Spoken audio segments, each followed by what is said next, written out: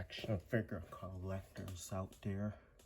Today I am with another toy review, but this time this is a really old figure that I'm reviewing today. And for today's review, we're going to be taking a look at the Signature Collection Larfleeze face. But he is in this, just this white box here. It says adult collectors.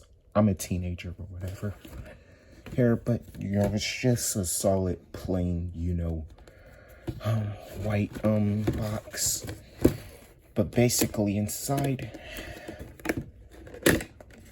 okay, I'm about to now reveal it. Here is Larfleeze inside of packaging. I think it's a pretty nice package. You do get that window box package.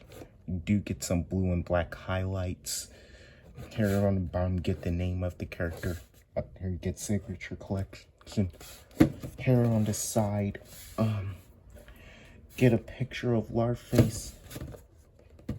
Yeah, and some nice artwork of the character. The DC Comics logo. Okay, now here is another picture of Larfleeze and a brief bio. Yeah, so if you want, you could go ahead and pause it and read it. All right. So let's get this figure open. Let's take a look what it's all about. All right, so here's what the figure looks outside of the package. But before we get into the figure itself, we're going to take a look at what he comes with. So all he comes with is this lantern battery, for charging the ring and stuff. Yeah. Basically it's just painted a solid orange, but they still got some nice line detail work on here. Basically I do like how they painted it, even though it's just an orange. And yeah, and basically I have been requested to do this. All right, so I'm just gonna tell you guys about Larfleeze. So to those of you who aren't familiar with Larfleeze, I myself don't know him that much, not yet anyway. But to those of you who don't know who Larfleeze is that he is a Green Lantern villain, obviously, but he is the only Orange Lantern of his kind, appearing in DC Comics. He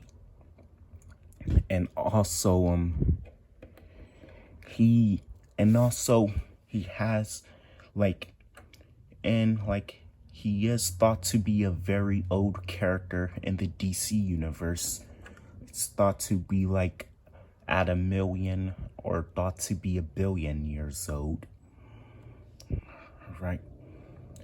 And also, somewhere in the comics, he has went to find some something called treasure, which was a ring of greed.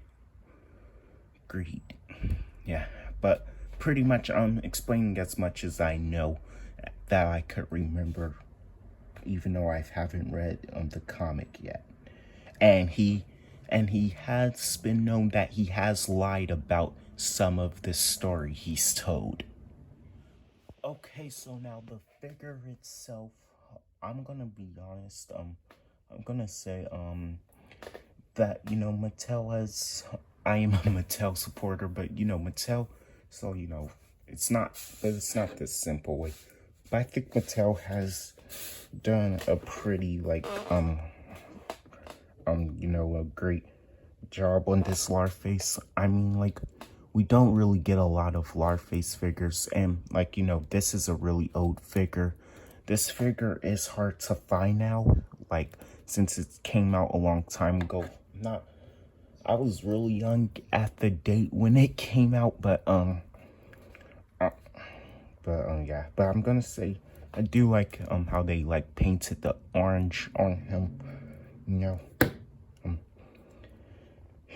like he does have, you know, black right here, like here, and you know, you can see on his lantern logo, like I do like how they paint it. I do think it looks a lot like how the logo actually looks like.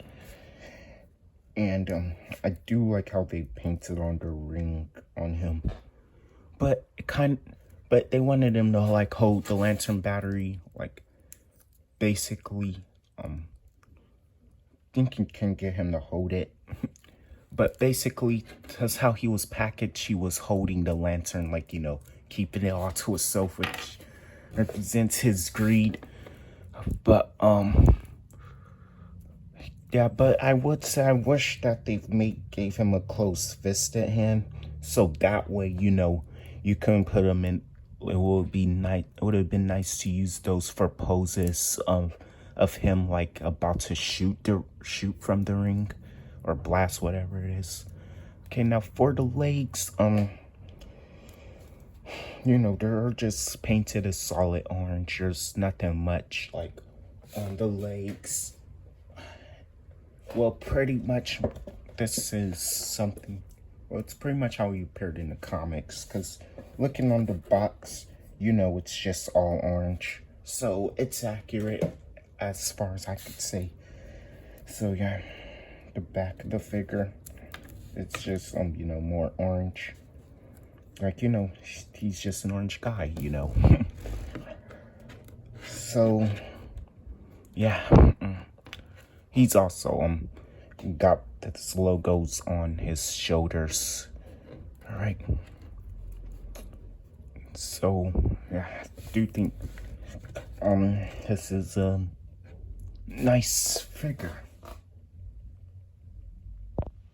Okay, so size comparison time. So here is how he looks with other lantern figures that I own, and I could say he's appears to be a hair taller than this Movie Masters Hal Jordan Green Lantern figure, but he is a little bit shorter than Sinestro.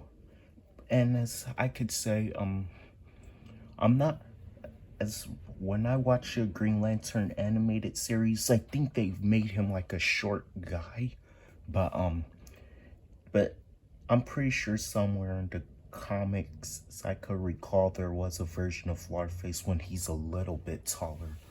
But yeah, I could say I do like the scaling, and I am hoping I get Atrocitus and, you know, and a couple of other Lantern figures. Here is him standing next to DC